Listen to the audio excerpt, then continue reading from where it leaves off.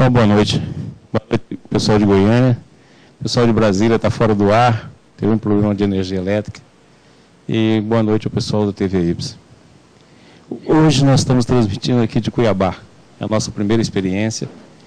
E estamos aqui com vários amigos, qual agradeço a presença e a boa vontade de todos para conosco.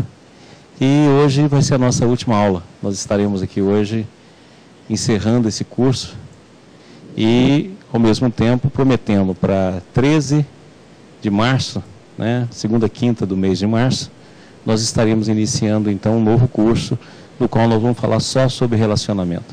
Logicamente que nós vamos ter que abordar, ao falar de relacionamento, alguns aspectos das questões sexuais.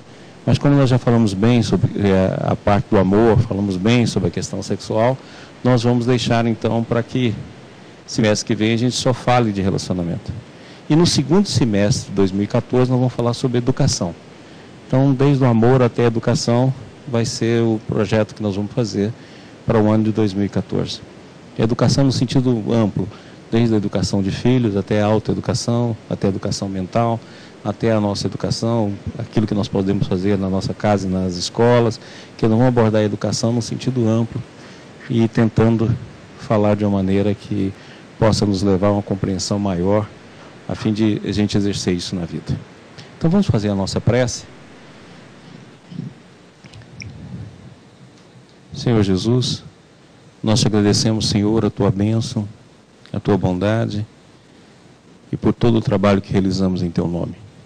Que nós possamos encerrar o nosso curso envolvido na vibração do teu amor.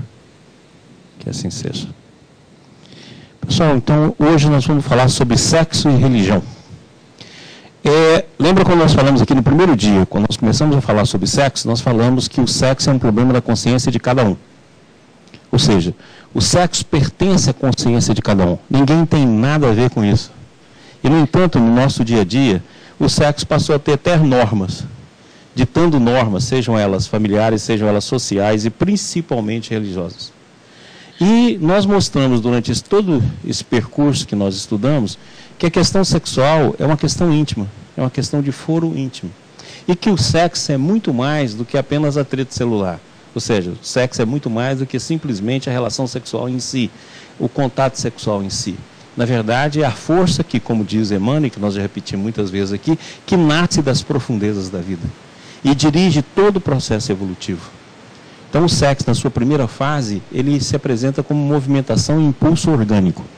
Na segunda fase, ele vai apresentar como movimentação psíquica e nervosa.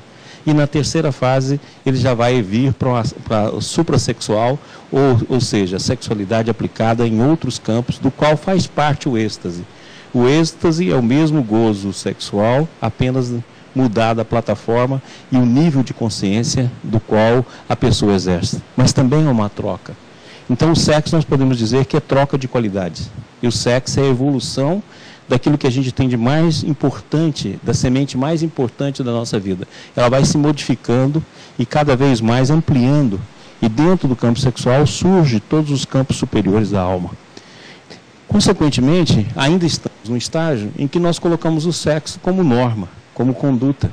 Aquilo que é moral, aquilo que é amoral, aquilo que é certo, aquilo que é errado, e ditamos isso aos outros.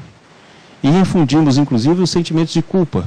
Infundimos, inclusive, o sentimento de que o sexo é alguma coisa banal ou sem significado. Então, hoje nós vamos discutir um pouco sobre isso. Então, vamos lá no primeiro slide, por favor.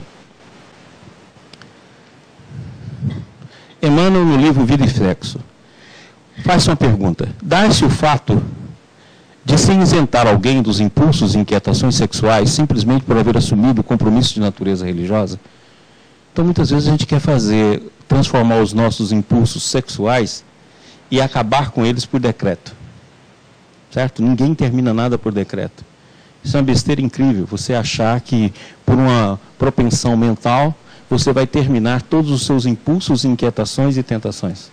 Não, somente na lavra da experiência, como diz Emmanuel, é que nós vamos conseguir, errando, acertando e tornando a errar, porque nós vamos conseguir superar esse processo. Então, a pergunta é exatamente nesse sentido. É simplesmente por haver assumido o compromisso de natureza religiosa? Claro que a lógica responde no espírito de sequência da natureza. A criatura que abraça encargos dessa ordem está procurando ou aceitando para si mesma arguilhões regeneradores ou educativos, de vez que ordenações e providências de caráter externo não transfiguram milagrosamente o mundo íntimo. As realizações da fé, por isso mesmo, se concretizam à base de porfiadas lutas da alma, de si para consigo. Ou seja, é uma besteira achar que só porque eu assumi um projeto religioso, só porque eu assumi determinada visão religiosa ou filosófica, eu vou mudar por decreto as minhas tendências e as minhas condições pessoais. Não, principalmente a questão sexual. É um burilamento íntimo. Como ele diz aqui, ó, de si para consigo. É uma luta interior, é um processo de aperfeiçoamento pessoal, de busca pessoal, e não de norma, e não de decretos mentais. Assim acontece também conosco em relação à questão do autoconhecimento. Muitas vezes nós achamos que autoconhecimento é apenas a barganha dos nossos defeitos, ou a tomada de posição e de ação dentro de um campo que você acha que é correto. Autoconhecimento é muito mais do que isso. Autoconhecimento é você mergulhar dentro de você e conhecer os seus defeitos em pormenores, encontrar o ponto de mutação em cada defeito e, ao mesmo tempo, descobrir as suas potencialidades. Assim também é a questão sexual. Você tem que descobrir a questão sexual não só na questão física propriamente dita ou das trocas afetivas propriamente dito, mas onde o sexo também está, onde ele também reside, seja como potencialidade, seja como processo latente, ou seja também dentro das suas tentações e das suas angústias. E não adianta fugir, substituir por determinado tipo de verbo, substituir por determinado tipo de esquecimento, tentar suprimir, que é a pior de todas as condições, é a supressão. Então, consequentemente, nós temos de ter a visão de que somente nessa luta de conhecer é que nós podemos transformar. Ninguém transforma nada sem conhecer. E essa luta, inclusive a luta sexual, é uma luta de você com você mesmo. Você pode receber auxílio das pessoas e deve receber esse auxílio principalmente dos seus parceiros sexuais. Mas não pode, de forma nenhuma, achar que você vai resolver esse problema só por um decreto mental ou por uma condição pessoal. Isso nunca. Próximo slide. Ninguém se brulha de um dia para o outro. De que modo alienar condições inerentes à própria vida do espírito, acalentadas no curso das eras, tão somente em função de afirmativas verbais? Entendendo-se que as leis do universo não destroem o instinto, mas transformam em razão e angelitude, na passagem dos evos, pelos mecanismos da sublimação, de forma a exigir a extinção dos estímulos genésicos em alguém, tão só porque esse alguém se consagra ao serviço divino da fé, quando esse mesmo estímulo são ingredientes da vida e da evolução, criada pela mesma providência divina, para a sustentação e elevação de todos os seres. Então, que Pedro coloca aqui a caneta para nós, por favor.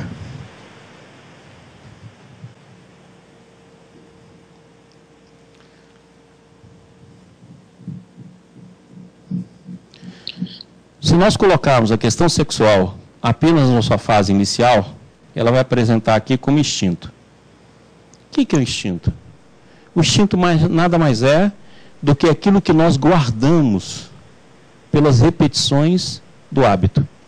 Então, o instinto, dentro da visão espírita, nada mais é que um mecanismo evolutivo de processos repetitivos. Então, a repetição do reflexo cria o instinto.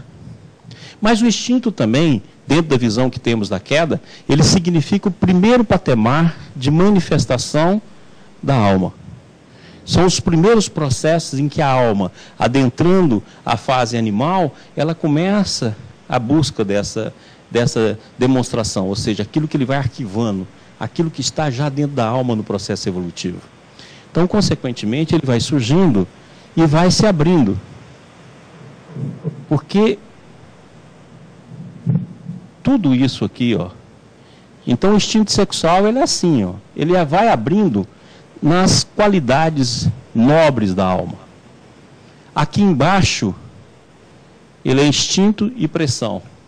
Aqui em cima, ele é êxtase e sublimação. Então o instinto sexual, ele é, na verdade, o centro da existência. E desse centro da existência, ele vai se desenvolvendo. Na fase que nós estamos, que é a fase racional, que é a fase da razão, Nós temos, então, estamos diante do campo sexual com um processo de educação. Por quê? Porque nós acordamos das experiências sexuais que nós adquirimos na natureza. Como nós mostramos aqui. Se nós pegarmos apenas os homídeos, né? Os nossos irmãos mais próximos aí, os macacos, como nós vimos, tem 280 milhões de anos de exercício desse instinto. Olha, então nós vamos acordar na nossa alma com a série de instintos que nós adquirimos dentro do processo da evolução e da natureza, 1,5 bilhões de anos, como diz André Luiz, em relação somente às primeiras bactérias. Ora, então nós temos um processo muito longo, onde no subsolo do nosso ser, naquilo que nós chamamos de subconsciente, nós temos toda uma estruturação do sexo apenas como impulso, apenas como prazer, apenas como gozo, onde começou a surgir a questão da procriação e da família. Mas ainda está longe da troca afetiva propriamente dita. Porque nós temos a mania, principalmente dentro do campo religioso, de colocar o processo da procriação como principal elemento da sexualidade. Não, a sexualidade se pronuncia na procriação, onde vai ter o papel de mãe e de pai, mas principalmente na troca de qualidades. Ou, como diz André Luiz, unidades, forças. É isso que se troca no campo sexual. Então, o estímulo, a arte, o ideal, ele é compartilhado da mesma força sexual que nos impulsiona a instrumentação genésica. Todo esse processo está dentro da nossa alma e ele precisa do outro para que se faça. Então, muitas vezes, não ter a condição de compartilhar isso aqui, ó, é uma aprovação para a alma. Uma aprovação que muitas vezes está dentro desse processo de educação. Então nós estamos no momento evolutivo de educação desses instintos para o campo superior. Nós demos uma aula só sobre isso, né? Educação do instinto sexual para o plano superior. Mas vamos gastar tempo. Não é algo que simplesmente com um decreto, com a conduta, de uma forma, acreditando nesse ou naquele versículo, que nós vamos mudar os nossos impulsos. Nós podemos, pelo contrário, nós podemos, sobretudo, reprimir. E a repressão é o pior dos caminhos. Eu costumo dizer que o pior caminho da vida é a repressão. E o segundo pior é a liberação sem contenção. Então você pode escolher. Né? Então é melhor não reprimir, melhor não liberar geral, mas o melhor caminho é a educação. Tudo bem? Pessoal de Goiânia? Hoje não tem pessoal de Brasília? Pessoal da TV Ibis, alguma coisa? Manda aqui a pergunta para nós. Muito bem. Ok? Vocês estão caladinhos? Parece que vocês estão até educados. Né? Você tem um jeitinho educado assim, legal? O que o nosso amigo Tiago já fez aí? Eu estou dando aula assim. Agora não. Próximo slide aí. Estou morrendo de medo. Meu Deus, será que vai vir alguma coisa? Vai aí, ô amigão.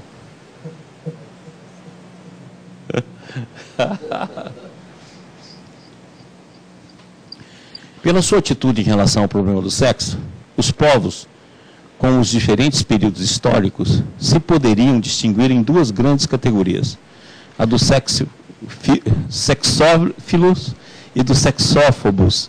E por quê? Para compreender é necessário sublimar os conceitos fundamentais.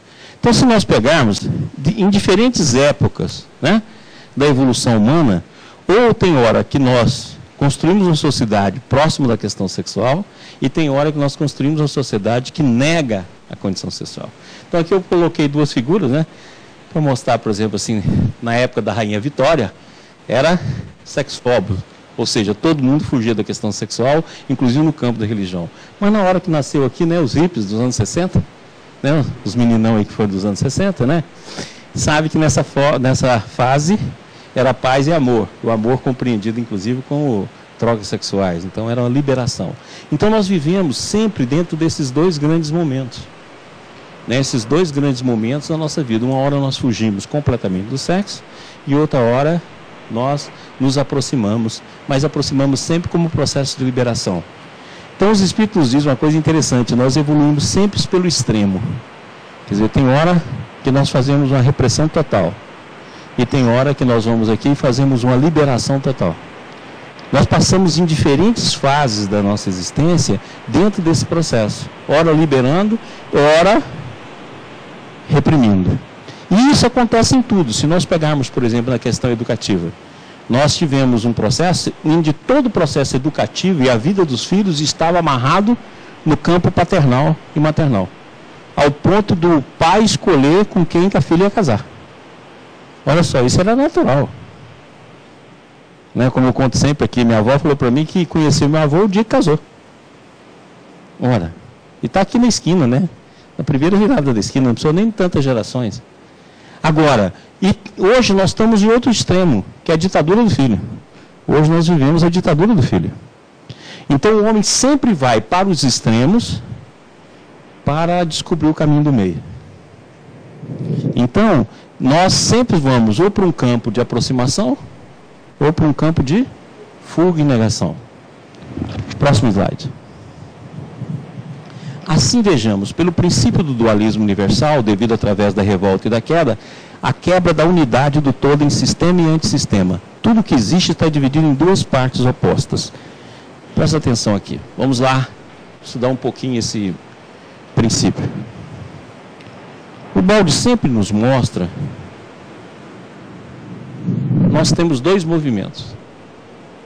Um universo chamado universo sistêmico. Esse é o universo real, o universo do espírito. E o universo que ele chama de antissistêmico. Esse é o universo material. Certo? Se hoje nós formos colocar aqui, seria meta-universo. 10 elevado a 500. Como diz Stephen Hawking. Então, olha só. Esse universo material que nós conhecemos, do qual nós fazemos parte, o balde diz que é o antissistema. Um universo que originou do universo que era somente o universo do espírito. Então o espírito se transforma em energia. Energia se transforma em matéria. Então, de uma maneira mais clara, nós poderíamos falar o quê? Que o espírito contraiu em níveis de consciência, que contraiu em níveis de informação, que contraiu em nível de energia, que contraiu na forma de matéria. A reversão da matéria para a energia, a física relativista já nos deu, que colocou lá, né? Energia igual a massa vezes a velocidade da luz ao quadrado. Então, aquilo que o Einstein diz tão bem, né? A matéria, energia, a matéria é uma energia congelada. E a energia é uma matéria radiante. Em outras palavras, nós descobrimos a forma de conversão daqui para cá. Hoje nós estamos discutindo a forma de conversão da energia em informação. Então hoje a energia sempre está ligada a um campo de informação. E hoje já não se fala energia propriamente dita, ela sempre se fala ligada à informação. Dentro da visão de um conhecimento superior, essa informação provém da consciência. E os diferentes estágios de consciência provêm da contração do espírito. Muito bem. Então, esse sistema e antissistema forma o dualismo que está na nossa alma. Todo dualismo vem disso. E o dualismo que está em nós, ele se subdivide em novos outros dualismos. Esses dualismos, por exemplo, do campo sexual, ora nos aproximando, ora nos distanciando, faz parte dessa mesma dinâmica. Então o dualismo está dentro da nossa alma e faz parte do nosso universo por um processo intrínseco. Por isso que o dualismo vai estar em tudo. Ele vai se manifestar em todos os campos da nossa alma. Por quê? Porque ele é primário. Ele vem do processo de contração da consciência. Vem do processo de perda da unidade original. E daí surge o dualismo. Por isso que sempre vai ter duas forças que a gente representa no bem e no mal. E é por isso que a gente fala que o bem envolve o mal. Certo? Que o mal sempre vence. Apesar de a gente não ver isso na nossa vida. A gente vê isso na continuidade da vida. Mas não vê isso no processo de uma vida. Porque a impressão que a gente tem é que o mal sempre está vitorioso. Por quê? Porque o mal predomina no nosso meio.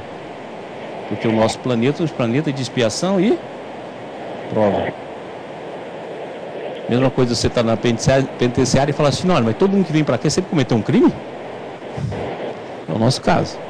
É o mundo, como diz Emmanuel, penitenciário, ou seja, de expiação e prova. Então, consequentemente, dentro desse mundo, o mal predomina.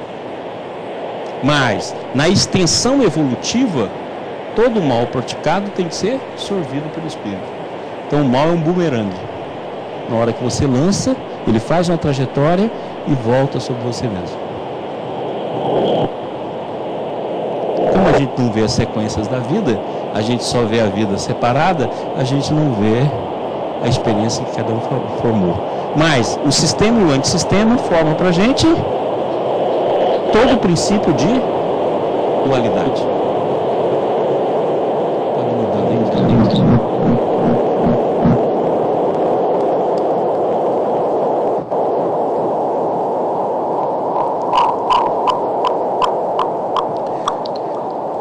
E aí, o balde representa o sistema e o antissistema nesse triângulo, em qual aqui, W1, ele mostra o sistema.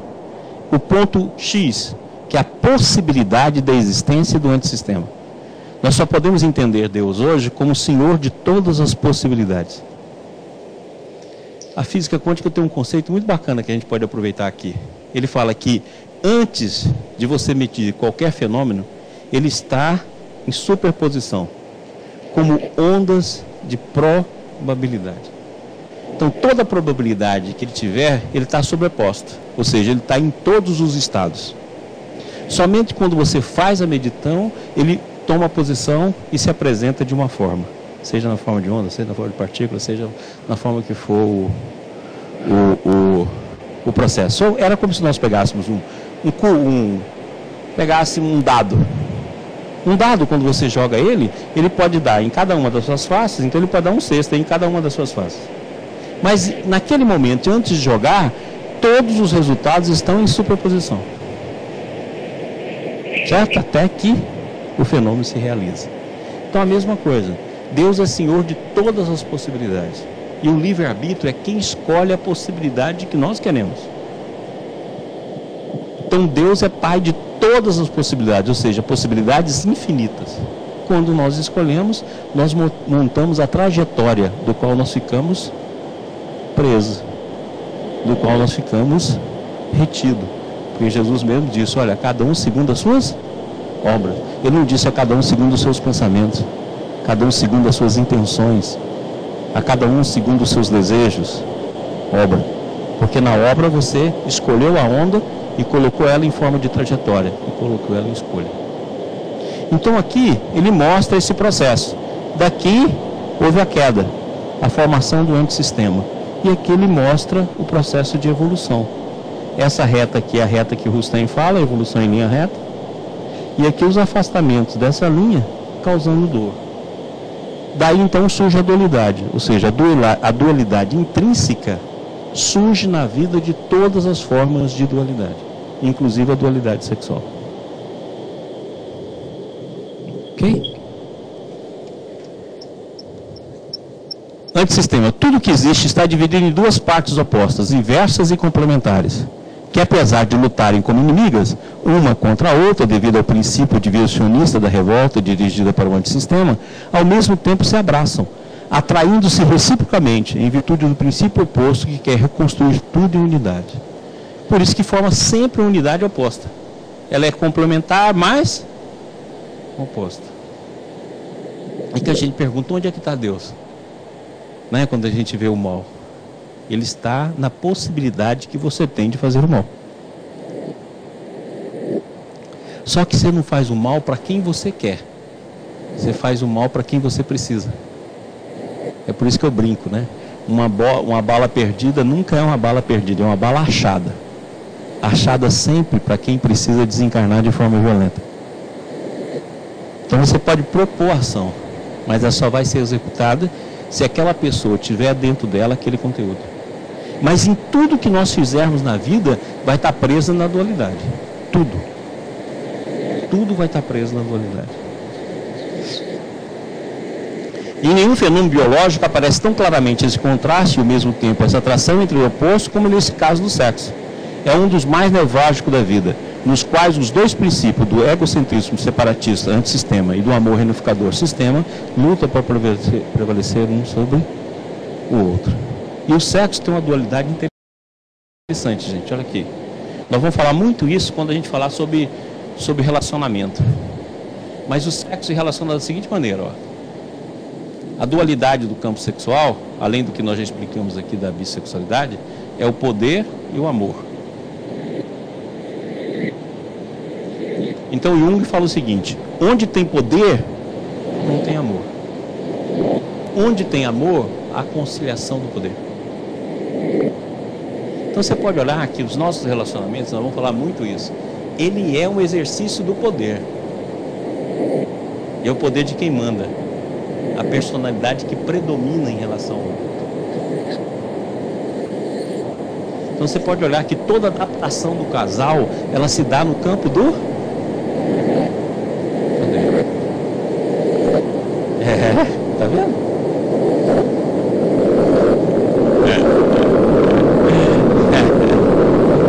Eu falo, né? O poder do homem é como uma espada, né?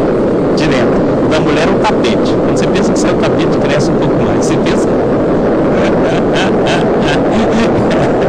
poder da mulher é um tapete, né? Você não sai dele nunca, né? Você não sai do tapetinho. O poder e o amor. Essa é a dualidade. É isso que nós vamos estudar muito no próximo curso.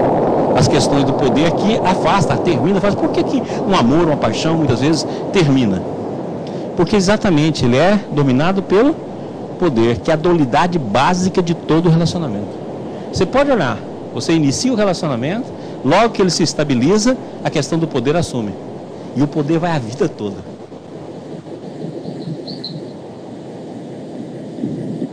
Ok? Alguma pergunta?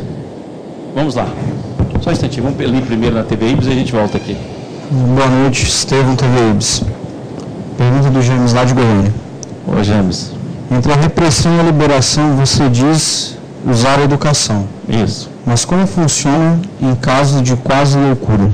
Quase loucura? Não dá desculpa não, James. Quando você fala quase loucura, você já está dando desculpa, né? Pessoal, lembra que eu falei aqui já? Eu já disse nas nossas aulas que nós temos de dividir o queijo. Você pega a questão sexual e estuda com todo detalhe a sua carga erótica. Você tem de estudar isso aqui com detalhes. Saber qual é o impulso erótico. Qual é o tamanho da sua carga erótica. Quais são as tentações que te regem. Onde está formalizada todo o seu tesão. Quais são as fantasias que te cobrem. Qual todo esse processo? Depois que você estudar isso em pormenor, você faz aquilo que eu falo sempre, divide o queijo. Uma parte dessa energia, dessa carga erótica, vai ser aplicado no sexo. Compartilhado com o parceiro ou a parceira das suas emoções. Outra parte você vai colocar no trabalho.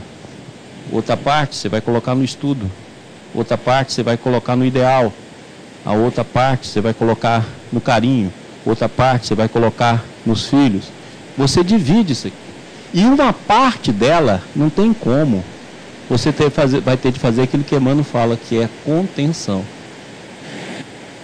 Essa contenção não significa repressão. Significa um processo criativo. Você sabe que está contendo. Mas você sabe o que está contendo, de que forma contém e por que você o faz. E não simplesmente um processo de sublimação ou de enforcamento dessas energias. Então o louco que ainda faz uma pergunta que pode estar louco, ele pode dividir o queijo. Uma parte vai ser gasta na questão sexual propriamente dita, não adianta negar isso. Certo? Mas uma parte, cada parte dessa você vai aplicar num campo expressivo de criação da vida. Entendeu, gente? Hein? Oh! Vamos lá, qual a pergunta? Crispim, eu queria só uma questãozinha sobre essa relação poder e amor, que você explicasse um pouco mais. A minha percepção é de que quando se fala de casais que têm beirando a paixão, o índice de disputa, de briga deles parece ser maior. É essa relação? Poder e amor? Porque na verdade é o seguinte, nós estamos longe do amor. Lembra quando eu falei do amor? O amor nós estamos longe. Nós estamos na época do afeto. Lembra que eu até brinquei? Se alguém falar que te ama, não acredita. Isso é mentira. Meu amor, eu te amo. Esqueça. Mas fala assim, meu bem, eu acho que eu gosto de você. Eu tenho afeto por você. Ah, o cara aí é bacana. Pode encarar ele que ele está falando a verdade. Mas se falar que te ama, é mentira. Bom, então nós temos afeto. O afeto, quando ele adoece, ele vira paixão. Certo? É aquela história, né? Meu amor serve para nós dois. Não. Quando você fizer 100%, você só fez 50%. Então, ele pode caminhar para cá. Como é afeto, ele tem a dualidade. O afeto e não afeto. Vocês nunca sentiram isso? A pessoa que você mais gosta, tem um dia que você olha assim e fala, gente, eu acho essa pessoa um saco. Meu marido, eu não aguento ele. É? Você até fica assim, oh meu Deus, mas será? Por que eu sinto isso? Certo? Você fala assim, ai meu Deus, não dá vontade de romper com meu marido, largar ele para lá. E tem dia que você fala, nossa, como o meu benzinho é querido, né? É tudo meu benzinho. Bom, por quê? Porque aqui também está a dualidade.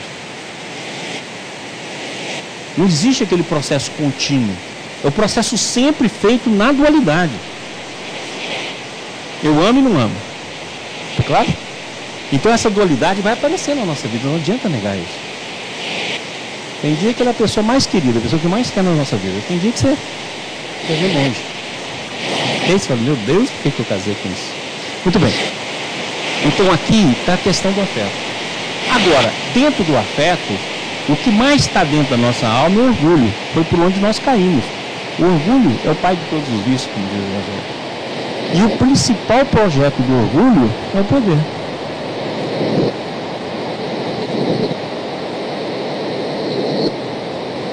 Não existe projeto maior do que o orgulho.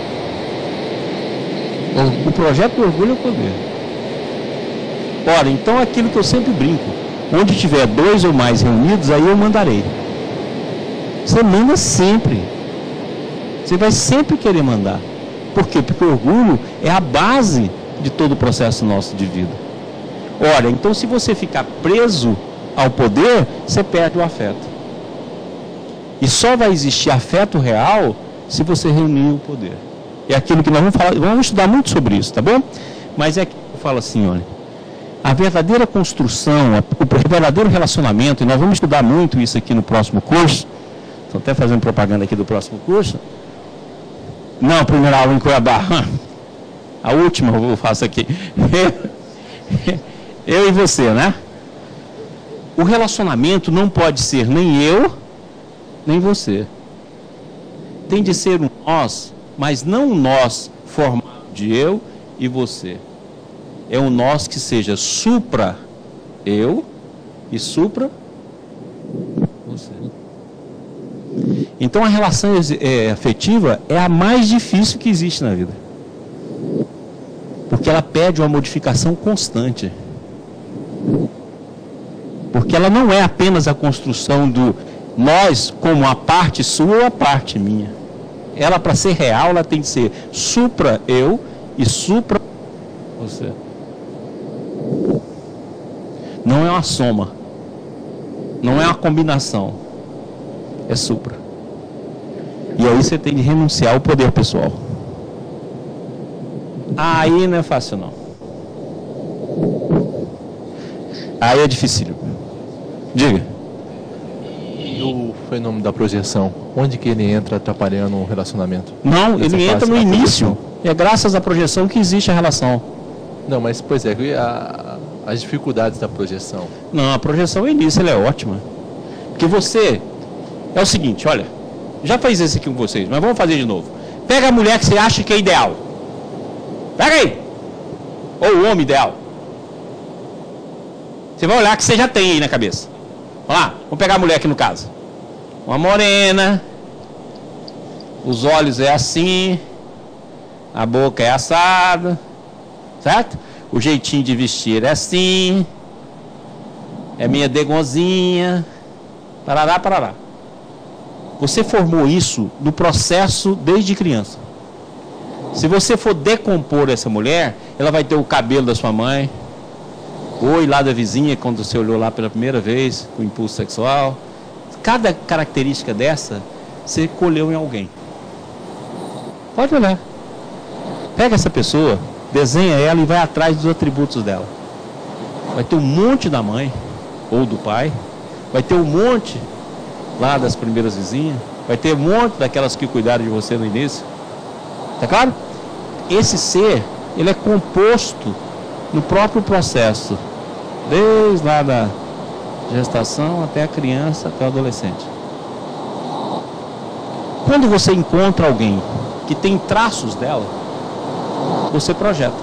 Por isso que tem o amor à primeira vista. Ele fala assim, porque reencarnatório. Ué, reencarnatório nós já estamos ligados todos nós, né? Você acha que o grupo onde você nasceu já não tem todo o processo de presença reencarnatória? Você sempre nasce correlacionando com as pessoas que você já correlacionou no passado. É como diz Emmanuel chega a dizer no livro Vida e Sexo, não tem nenhum laço no presente, nenhum laço afetivo no presente que não tenha suas raízes no campo encantado. Mas o que você faz? Você projeta, porque ela representa um pouquinho. Então aqui está a pessoa e você faz uma imagem dela e projeta nela aqui, ó. Ou seja, encontrei a mulher da minha vida, ou o homem da minha vida. Aí começa o relacionamento.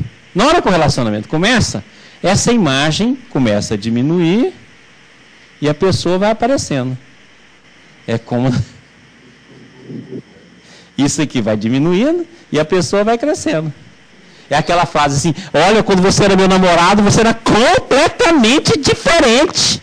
Se eu soubesse que você era isso, meu Deus do céu.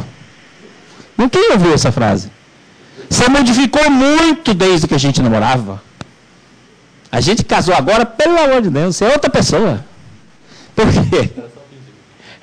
Isso aqui vai diminuindo. Então, quando a projeção já fica lá embaixo, e a pessoa real aparece, se aqui não há um campo de aceitação, o amor não se forma nunca. Como não tem um campo de aceitação, você troca essa aceitação pelo poder.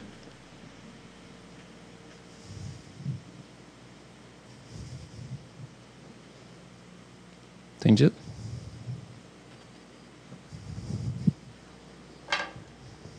E aí você faz a anti-relação. Vocês nunca viram isso, não? Que esse casamento, por exemplo, se você fala assim, a pessoa tem 30 anos que está junto e brigam 30 anos toda vez que está junto. Nunca viram isso? E não separa. Você fala assim, gente, por que vocês não separam? E briga o dia inteiro. Briga o tempo todo. Provoca um ao outro o tempo todo. Nunca viram isso? Fala, gente, por que a pessoa não separa? Porque ela vicia no anti-relacionamento, que tem por base o poder.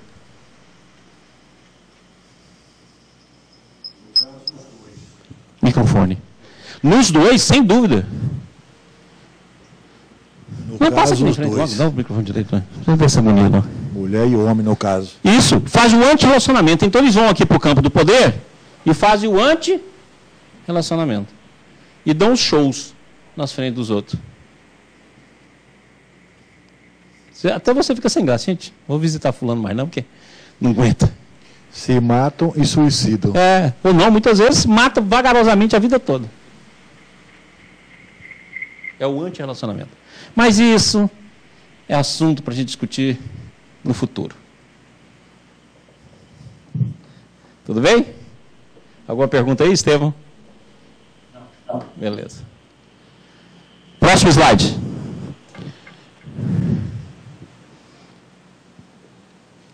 Essa é a primeira origem do fenômeno da divisão do sexo, que se poderia chamar uma bipolaridade. Então, de onde nasce a bipolaridade sexual? Da queda. Se nós entendemos o sexo como qualidade, essas qualidades estavam unificadas no campo do sistema. Se nós compreendermos que a queda é uma contração de consciência e, consequentemente, uma diminuição de consciência para a inconsciência, então o que acontece? À medida que você vai passando, aquilo que era uno se torna dual. E uma parte fica na superfície da consciência e a outra parte vai para o inconsciente. Por isso que o Jung foi tão feliz quando ele colocou aqui para nós a questão de que a relação sempre se dá assim, né? O homem, a mulher, a ânima e o ânimos. Certo? E a relação se faz assim. Uma parte ficou no inconsciente, uma parte na superfície, uma parte no inconsciente, uma parte na superfície. Quando essa parte do inconsciente é maior do que a característica morfológica, nós temos a homossexualidade. Simples. De todos nós que somos bipolares ou somos bissexuais. Não bissexuais no sentido de prática sexual bissexual, mas no sentido de potencialidade. Claro? Bora. Tem de apagar, né?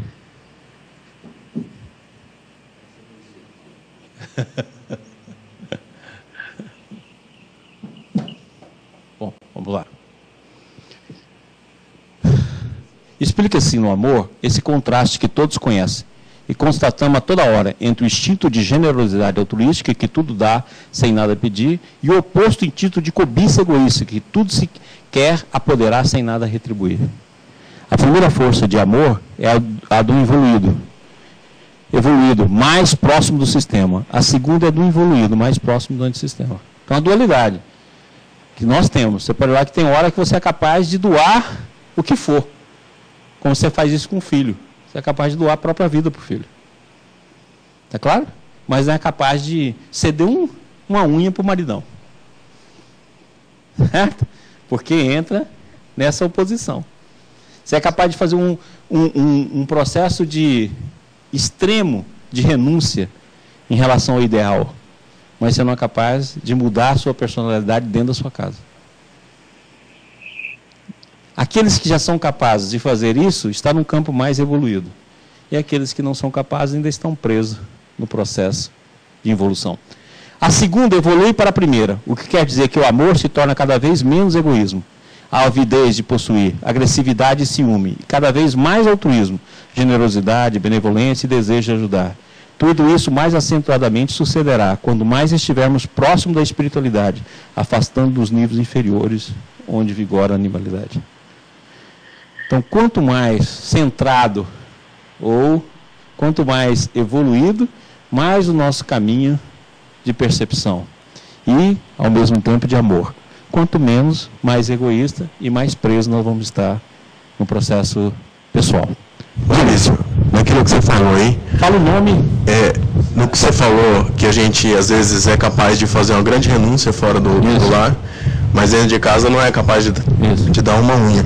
Eu vejo o seguinte, que aí entra também a dependência que você tem, dentro dos seus conteúdos interiores, de renunciar ou não dentro daquele campo de atividade, de vício, Sim, mas acontece o seguinte, que isso sempre se dá pelo poder. Lá fora é mais fácil renunciar, porque você não está em luta de poder. E ao mesmo tempo, lá fora, renunciando, você é engrandecido. Aquele conteúdo que a gente tem na nossa alma, a necessidade da gente se reafirmar. Isso, perfeito. Agora, em casa, o poder é maior. Nós vamos estudar muito isso. O relacionamento tem por base exatamente isso, o afeto e o poder. Nós vamos ter de estudar muito esse processo. Ok? Alguma pergunta? Diga. Pergunta do Alexandre, de Goiânia. Alguém reencarnado antes de Cristo como mulher, no primeiro século, depois de Cristo como homem, e continua reencarnado como homem, não teria que estar um pouco evoluído? Não.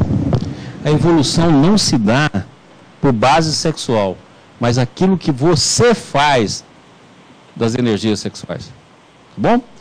Então, homem ou mulher é o papel que você escolheu para você desempenhar, ou seja, a função.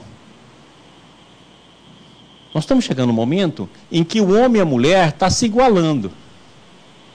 Se o homem e a mulher estão se igualando, daqui a pouco, reencarnar como homem ou reencarnar como mulher não vai fazer muita diferença em relação à função. Mas se nós formos lá para o passado, as funções eram muito marcadas. Certo? As funções eram muito difíceis. As funções eram muito presas a determinados tipos arquetípicos que não mudavam. Que nós tínhamos o papel definido da mulher e o papel definido do homem. Tá claro? Agora não, nós estamos caminhando para um momento em que essas forças se igualam e nós vamos poder reencarnar como um com o outro, não mais baseado na função e não mais baseado nas oportunidades, mas baseado apenas no processo de aperfeiçoamento moral. Então, se você teve várias reencarnações como homem, você teve possibilidades. Vamos colocar isso dentro da visão evangélica. Você teve sementes. Ou seja, como se aplicou essa semente? Então, dentro do mundo, a função do homem, certo? É de atividade, de ação. E da mulher era de passividade. Desenvolvimento da paciência, desenvolvimento do processo educativo, desenvolvimento do silêncio, desenvolvimento das conquistas do amor, que era o que sobrava para a mulher. E o homem era toda a questão da atividade, como diz o Balde, chegando ao ponto da atividade ser tanto forte que vai para a guerra. E a mulher que ficava em casa, cuidando da família e perdendo seus maridos na guerra. Agora, nós estamos caminhando para um momento que essas funções estão se aproximando. Isso feito, a evolução vai ser muito mais simples. Mas você ter reencarnado mais como homem, você teve possibilidades. Então a pergunta é essa: o que você fez delas? Você teve sementes. O que você fez delas?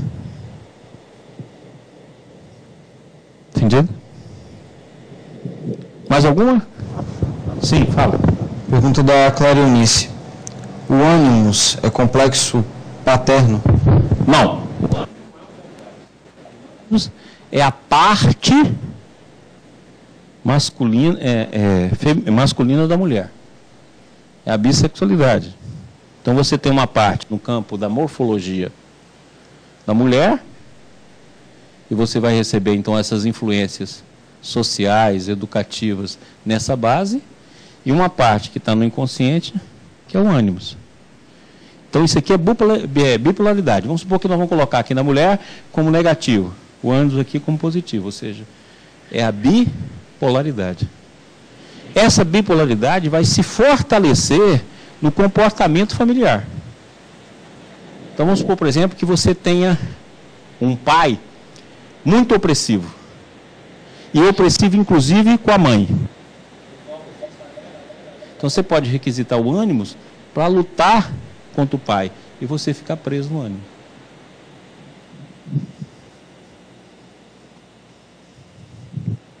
Por quê? Porque você teve de chamá-lo para enfrentar o pai. Então esse processo faz com que o ânimos venha, e apesar da sua morfologia, apesar dos seus hormônios, apesar dos seus desejos, você seja encoberto pelo ânimos. É aquela pessoa que você vê uma mulher, mas na hora que você olha para ela é um homem. Ou vice-versa. Porque a carga que ela traz de enfrentamento de vida. Aí sim, nesse caso, forma-se um complexo paterno, onde a força do ânimos vem toda projetada para fora.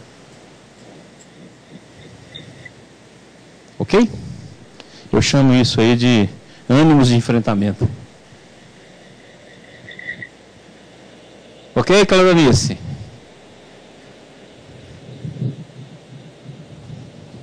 Muito bem. Próximo slide.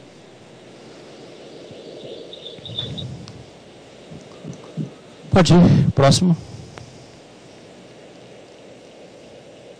Temendo as manifestações de amor e basta às vezes condenando indebitamente os companheiros da humanidade, pelo fato de acomodarem as uniões respeitáveis e dignas, na generalidade receiam a si próprios e censuram os semelhantes no impulso inconsciente de lhe copiar a independência e a conduta.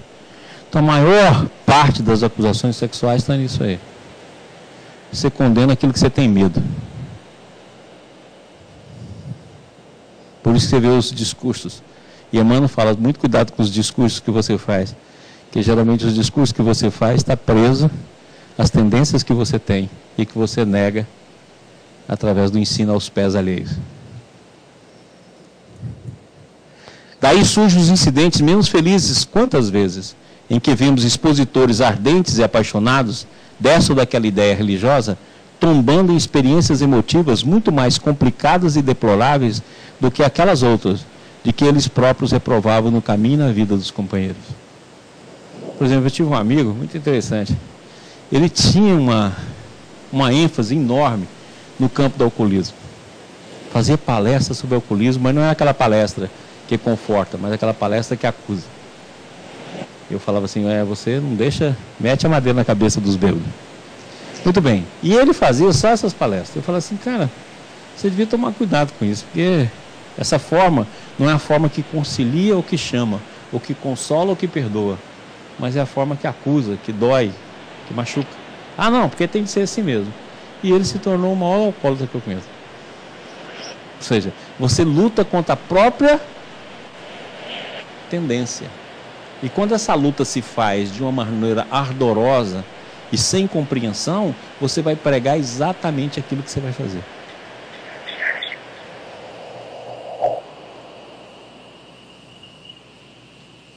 Ok?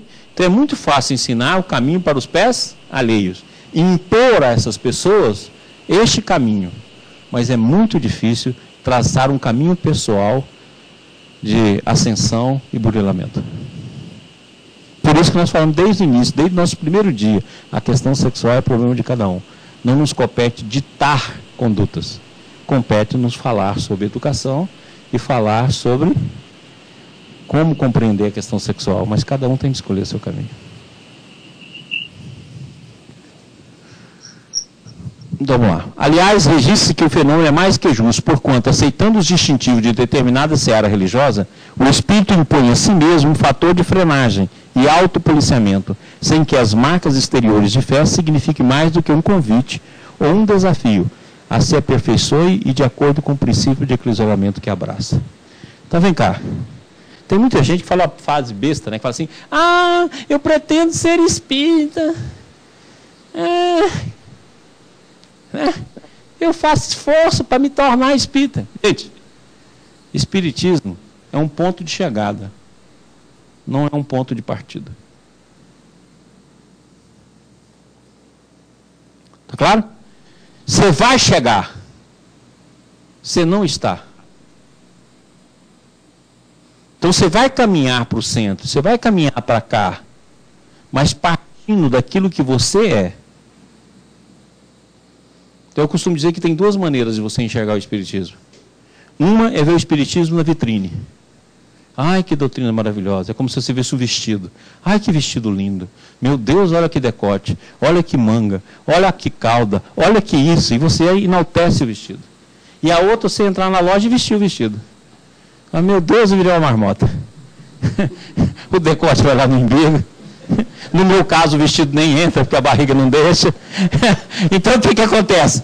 Você vai vestir o vestido, aquilo que era lindo na vitrine, fica terrível vestido em você. Então, assim é a doutrina espírita. Uma coisa é você falar do que é a doutrina espírita. E outra coisa é você usar em você. Lembrando que nós estamos partindo. Nós não estamos chegando. Ponto de chegada, não um ponto de partida. Tá claro? Tiagão.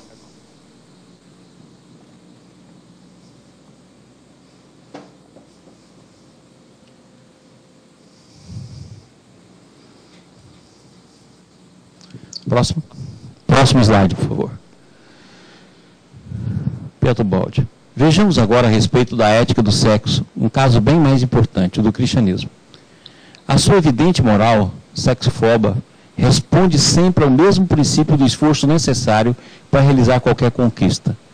Vigora também, neste caso, que parece tão diferente, o mesmo princípio biológico fundamental, pelo qual, quando a luta pela vida o exige, é necessário canalizar neste sentido as energias, para que elas não sejam desperdiçadas por outros caminhos, sobretudo erótico. Nesse caso também se forma, é diferente, a substância é a mesma. Podemos assim compreender quais foram as primeiras origens e explicar os fenômenos dessa atitude sexófoba do cristianismo, na sua forma de catolicismo e protestantismo. Olha aqui. O cristianismo nasce na onde? Ele nasce no momento histórico em que o mundo todo é dirigido por Roma. Todos os excessos da riqueza e todos os excessos de todo tipo de conduta está em Roma.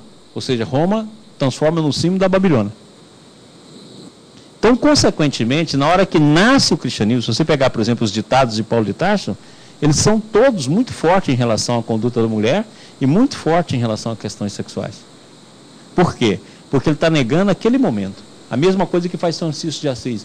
Por que Francisco de Assis vai para a pobreza voluntária e vai para a contenção voluntária da questão sexual? Por quê? Porque na sua época, todo o dinheiro era fruto do roubo. Você tinha os feudos, que ia lá, roubava de outro feudo, que fazia guerra com outro feudo e pegava aquilo que era dos outros para se transformar em fortaleza. E escravizava o resto. E ao mesmo tempo a questão sexual, desde que você tivesse poder, você podia exercer ela da maneira que você quisesse. Então ele vai lá e promove a pobreza, ou seja, afasta toda e qualquer essa questão do dinheiro, que não seria hoje. Por isso que o Baldi faz o estudo do ideal franciscano nos dias de hoje. Porque ele fala o seguinte: nos dias de hoje o dinheiro tem como princípio o trabalho. Então ele nasce do trabalho. Então não se concebe mais você viver como na época de São Francisco de Assis. Ou seja, você nega totalmente o dinheiro e vai pedir esmola. Por quê? Porque você está dando um exemplo para uma sociedade que era totalmente corrupta. Hoje não. Hoje você tem de ganhar o pão e o seu sustento através do trabalho. Ou seja, muda o ideal. E da mesma forma que ontem você tinha lá o voto franciscano, né, de negação total da sexualidade, hoje a sexualidade é a família. Então, porque a família tornou-se o maior patrimônio nosso no processo evolutivo. Entendeu a diferença? Então, por isso que a origem do processo religioso vai ser dentro da negação. É o que muitas vezes fala: mas a Bíblia diz.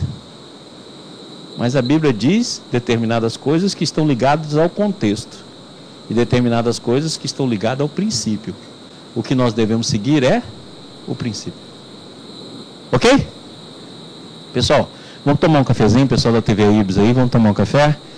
Vamos dar uma descansadinha de 5 a 10 minutos e a gente volta para encerrar. E todo mundo. Bom que em casa você pode continuar comendo, né? Vamos terminar aqui a nossa última aula. Tem alguma pergunta? Tem? Vamos lá. Duas perguntas. Ok.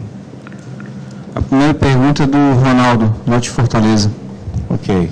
Maurício, seria possível você comentar sobre os hermafroditas segundo a visão que você vem trabalhando no curso? Ok. Vamos lá. Põe a tela aqui, meu amigo Thiago. Tá mais rápido, Maurício. Olha só. Tá vendo? Nada como a continuidade. Tá vendo, né? O negócio só melhora. Então vamos tratar o hermafroditismo aqui como uma questão da bissexualidade. Vamos, antes disso, colocar lá desde o sistema. Lembra que nós falamos que no sistema o espírito é um. O que é o espírito? Paulo já fala lá, né? Pega lá em Efésios, Coríntios. O espírito é um. Então nós já falamos 1000 vezes que o espírito é Deus, a totalidade, a unidade e a individualidade. Isso que é o espírito. Certo? Então, o Espírito é a expressão do conjunto de Deus, unidade, totalidade e individualidade. O processo da queda se deu dentro do campo da individualidade. Consequentemente, dentro do processo do livre-arbítrio. Se Deus é amor, e o que dirige o universo é o amor, a principal característica do amor é a liberdade. Se é liberdade, eu tenho a liberdade de seguir os impulsos sistêmicos ou os impulsos do meu próprio ser. Então, as duas forças que regem o universo é amor e egocentrismo. Porque você não tem individualidade se não tiver o egocentrismo. Mas o egocentrismo no amor é altruísmo. E no amor apenas a nós mesmos é egoísmo. E o egoísmo é o pai de todos os vícios. Pronto. Nasceu a queda. Aqui em cima, eu tenho uma qualidade unificada. Por isso que Jesus foi tão claro. Todas as leis e todos os profetas se resumem no amor. Então, aqui em cima é um processo unificado, que podemos representar por amor. À medida que vai contraindo a consciência, essa força vai se dividindo. O próprio orgulho foi se dividindo, né? Então, o orgulho vai se dividindo em vaidade, vai se dividindo em crueldade. Ou seja, ele vai caindo. A mesma coisa aconteceu, então, com essa força. Essa força ela foi caindo, surge, então, na feição de bissexualidade. Ela se abre e forma, então, a mulher e o homem, ou o macho e a fêmea. Ok? A divisão da força do amor surge como bissexualidade, são duas forças, uma ativa e outra passiva. E vai aparecer aqui embaixo como força masculina, como força feminina. Está claro? Uma divisão de forças. Ou seja, todos nós trazemos dentro da alma a bissexualidade. Entendendo bissexualidade como componente de uma força unificada e latente em nós. E essas duas forças se dividem em uma força ativa e uma passiva, que vai dar o macho e a fêmea. Então, por isso que nós vamos trocando de sexo no processo evolutivo, para adquirir as qualidades que cada polaridade dessa dá. Deu bem, né? Ou não deu? Então, a bissexualidade nada mais é do que o princípio de uma força unificada. É hermafrodita, porque na verdade é bissexualidade. Ok? Mais alguma? Mais alguma aqui? Pessoal que não tomou lanche aí, alguma pergunta?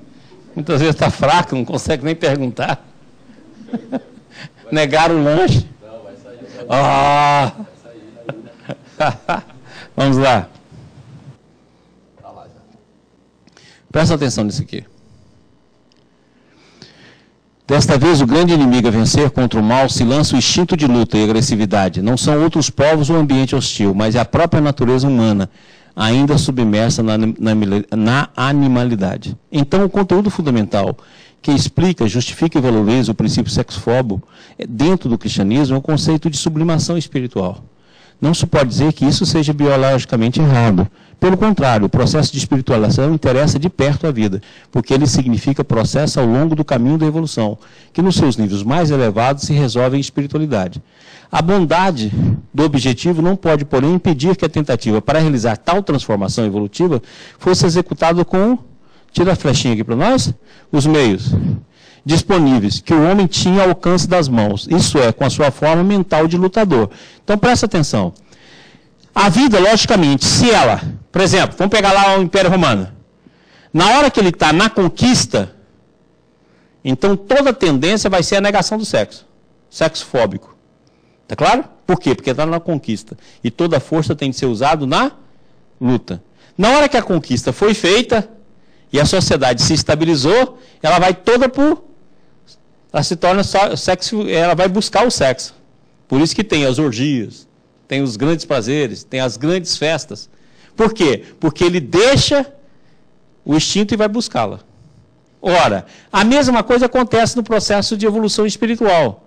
Na hora que o ser adentra para o campo religioso, na busca do autoconhecimento, ele vai concentrar toda a energia em si mesmo, para que ele possa fazer a ascensão espiritual. Então ele nega a questão sexual.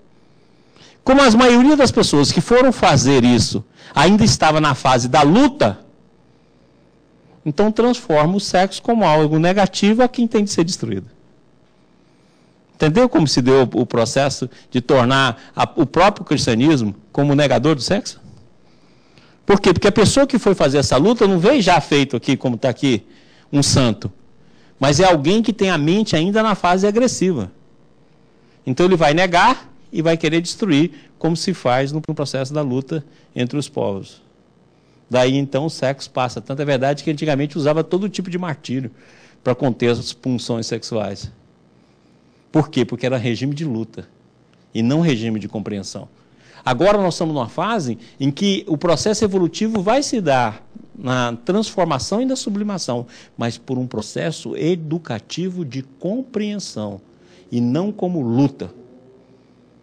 E não como ferimento do corpo. Que nós já fizemos isso e nada disso deu certo. Entendeu? Então, quando a gente vê, né, na imprensa a negação, a luta, a recriminação, porque está na fase da mente ainda que luta, que está na época da batalha, da agressividade. E essa agressividade, então, se volta contra o sexo. Entendeu, gente? Próximo slide. Aqui, até coloquei lá, ó. Castidade, um amor que sabe esperar. É? Qual a relação que vai ter castidade com amor? Me diz. Isso eu peguei da internet. O amor vai ser maior ou menor?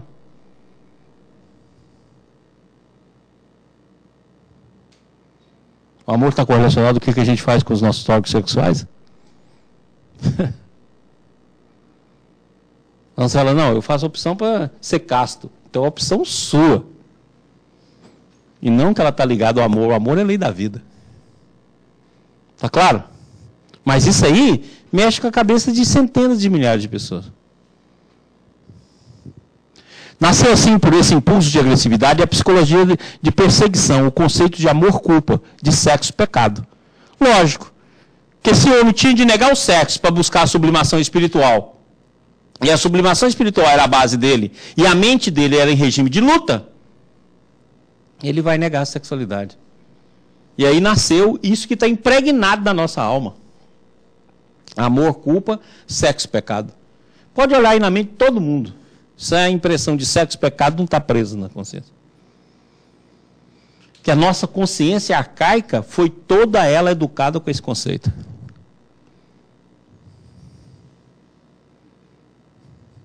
Ok? O instinto de luta, sexofobia, prevaleceu sobre o instinto do amor, sexofilia. O divino milagre da Gênese foi condenado e repelido como mal. O ser humano tornou-se filho de um pecado, só tolerado porque é indispensável meio de geração, reduzindo apenas a essa finalidade. Assim, para dizer, a sublimação do amor foi estimulada e reforçado o instinto de agressividade, que sobre o outro levou vantagem. Nasceu isso aqui da Igreja Católica, principalmente da Igreja Católica. Por exemplo, que ele pegava um jovem, no auge dos seus instintos e das suas pulsões sexuais, e colocava dentro do mosteiro. Lá de dentro ele ficava vendo quem? O que estava lá de fora. Ora, então o sexo, antes do casamento, não podia. E depois do casamento só podia se fosse por procriação. Então ele igualou o jovem que estava lá do lado de fora com o que estava aqui do lado de dentro. Tornou o sexo um pecado venal. Pronto. Ele controlava a população de fora, porque se o cara fosse sair, o máximo que ele podia ter é uma relação para cada filho. Igualou.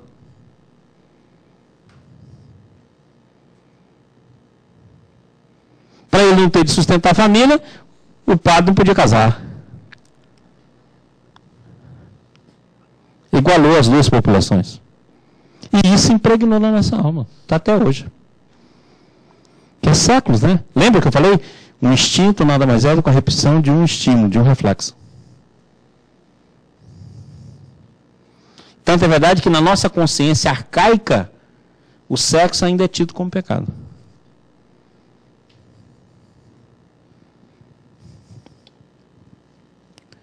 Assim, para atingir a sublimação do amor, foi estimulado e reforçado o instinto de agressividade, que sobre o outro levou vantagem. Vamos assim penetrando na estrutura do mecanismo biológico e psicológico, que derivou a atitude repressiva, sexofoba do cristianismo, do qual nós é possível, deste modo, compreender a gênese e a razão de ser.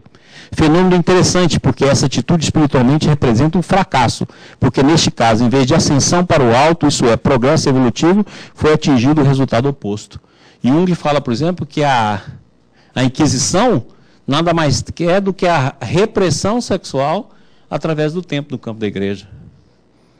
Então é verdade que todo o processo era de tortura fálica, de torturas com campo sexual, que era exatamente a repressão que havia surgido durante séculos dentro da alma de cada um de nós.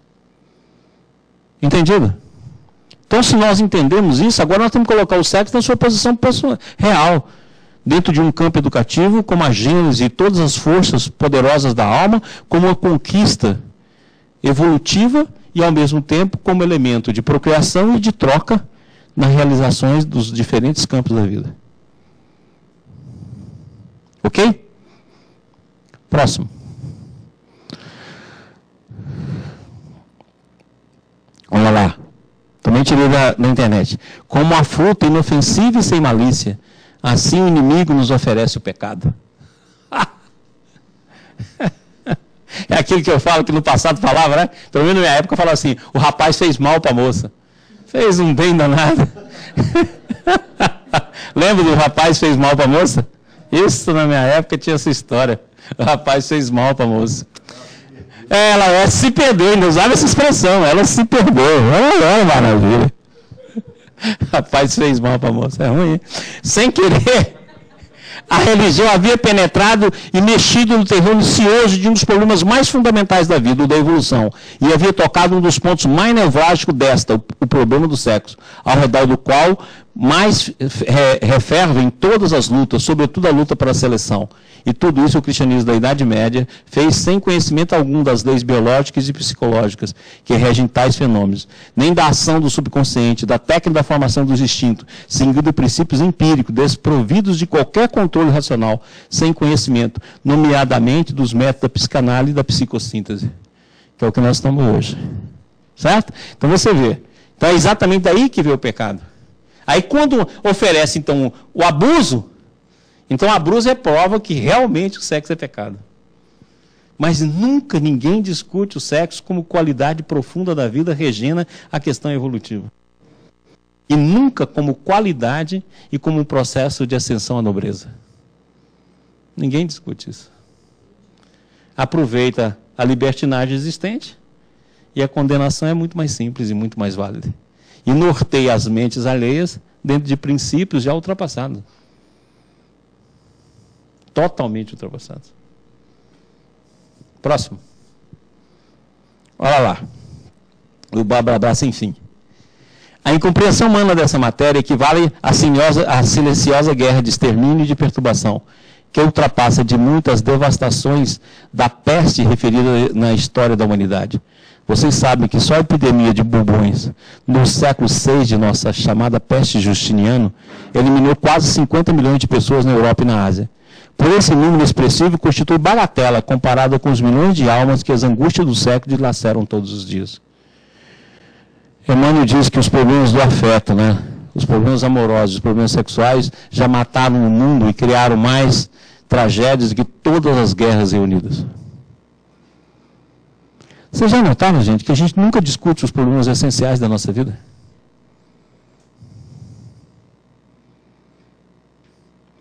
A gente ensina nossos filhos como se portar, por exemplo, numa mesa de um jantar, mas nunca discutiu com eles as questões sexuais em profundidade. Não é gozado? A gente entra Você nunca na escola... Olha, eu frequentei banco de escola mais de 20 anos da minha vida. Nunca ninguém me ensinou a estudar. Não é engraçado? A primeira aula que você devia ter na escola é o que é? Como estudar. Nunca ninguém te ensinou a estudar. Você já reparou isso? Você passou pelo banco da escola, quem já passou, ou quem já passou vários bancos aí, sabe que nunca ninguém sentou com você e te ensinou a estudar. Quer ver outra coisa interessante? Nunca ninguém te ensinou como fazer uma prova. Não se discute isso. Nunca chegou para dizer, olha, a prova se faz assim, ó. Os diferentes tipos de prova, como é que faz a prova, como é que analisa, como é que... Não. Prova você vai aprender sozinho. Então as questões essenciais da vida sempre são colocadas por debaixo do tapete e nunca são discutidas. Nunca. Então você pode olhar, as questões familiares, as questões educativas, as questões sexuais, nunca são discutidas. E quando são discutidas na forma de panfleto, panfletagem. Igual nós acabamos de ver aí, sexo, pecado, é isso, é aquilo. A essência nunca vem, nunca é discutida.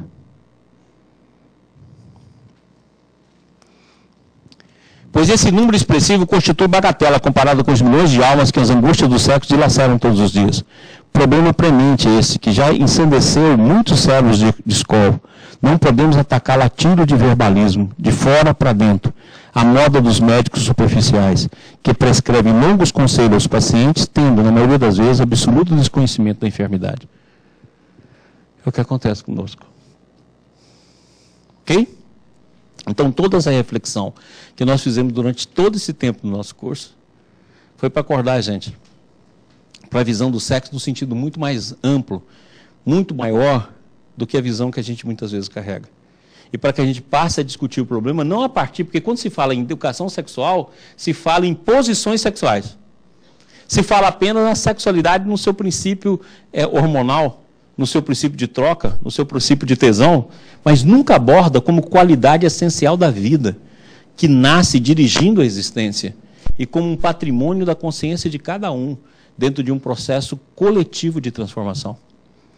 Nós nunca abordamos assim. Então, essa primeira fase do nosso curso teve como visão mostrar o amor, mostrar a evolução do amor, mostrar as nossas tendências e estudar a sexualidade. Principalmente fazendo-nos ver a bissexualidade, o respeito que devemos à homossexualidade e, sobretudo, o processo da heterossexualidade como processo de aprimoramento da alma. E a sexualidade como força ativa da vida, nascendo da profundeza do espírito. E superar essa consciência arcaica que nós estamos presos aqui no blá blá blá blá e que nós nunca discutimos. Essa foi a nossa meta. No próximo semestre, nós vamos falar sobre relacionamento. Toda a questão do relacionamento. Vamos voltar na questão sexual, mas agora sobre a abordagem do relacionamento. E no segundo semestre, nós vamos falar sobre educação. Principalmente educação de filhos também, nunca ninguém nos ensinou. Não é verdade isso também? Nunca nos ensinou como é que é o casamento, né? Nunca ninguém nos ensinou como relacionar, nós nunca discutimos as coisas essenciais da vida. Então nós vamos discutir. A TV Ibis vai estar de férias até janeiro, então nós podemos ver, os cursos vão continuar lá disponíveis, as aulas vão continuar disponíveis. A partir de 16 de janeiro vai ter uma programação especial, que nós vamos ter alguns seminários, alguns trabalhos aí. E no dia 12, que dá 12 de março, que está na quinta-feira, nós então, 12 ou 13, se eu não me engano, nós então estaremos iniciando o curso de relacionamento. Quero agradecer a todos, o pessoal da TV Ibis que nos acompanhou, aqueles que nos mandam perguntas sempre. Agradecer o pessoal, 13, né? Agradecer o pessoal de Brasília, que hoje está fora do ar. Agradecer os nossos irmãos de Goiânia. Agradecer aqui os companheiros de Cuiabá que nos recebeu hoje também. E agradecer principalmente ao professor Luiz. Professor, vem cá. Vem cá. Ah, eu sei disso. Pessoal, nós estamos aqui no estúdio do professor Luiz, que nos recebeu aqui com muito carinho. É um amigo que nós estamos aprendendo a conhecer. Estamos aqui iniciando a parceria de carinho, de amor. E nós queremos agradecê-lo muito por ter usado todo o espaço dele. Não, eu vou ligar ali. Bom, quem agradecer sou eu, né? Que é isso. É uma honra tê-lo aqui com a gente. E, através da minha empresa, LAC Concursos, você pode contar conosco. Muito obrigado. Nós já conversamos, a gente vai ter muitas novidades para 2014, né? Muitas novidades. Obrigado, parabéns pela palestra. Obrigado você, muito obrigado a você. Então, valeu, hein? Olha aí na internet, hein? LAC Concurso. Quem está aí na fase de concurso? Melhor só no plano espiritual. Brincadeira, não? E nós vamos chamar aqui o nosso amigo Tiago, que é o responsável por me trazer aqui, meu carro atual. Eu estou exausto, ele me telefona, não dá para você vir aqui? Aí eu tenho de vir. Então o Tiago aqui que nos chamou para que estivéssemos aqui hoje, ele vai fazer a prece final. Eu gostaria de agradecer ao Maurício pela vinda dele, ao professor Luiz e a todos os companheiros que estão aqui presentes hoje. Eu vou pedir para o nosso irmão Hermes fazer uma poesia Alta de Souza e aí nós encerramos com a prece, ok? Já é uma prece, então manda bravo. Boa noite a todos, muita paz. Generoso pastor, divino guia, enquanto a humanidade desfalece, ouve, Jesus amado, a nossa prece. Ampara o nosso amor, quem te confia. Se é necessária a noite da agonia e incompreensão do homem que perece, sabemos que ao teu lado resplandece a verdade solar do eterno dia. Senhor, que a tua luz penetre e vença o nosso abismo de trevas e indiferenças, reconfortando o mundo que te espera. Deixa-nos sob o jugo dos teus laços, dai-nos a bênção de seguir teus passos para o amor imortal da nova era. Alta de Souza. Graças a Deus, amigo Mestre Jesus, nos abençoe, nos ampare e nos proteja, para que possamos, assim, continuarmos o nosso trabalho com dedicação, força e, acima de tudo, buscarmos interiorizar as palavras e, acima de tudo, vivenciá-las. Nos proteja hoje, agora, amanhã e sempre. Graças a Deus, que assim seja. Obrigado a todos.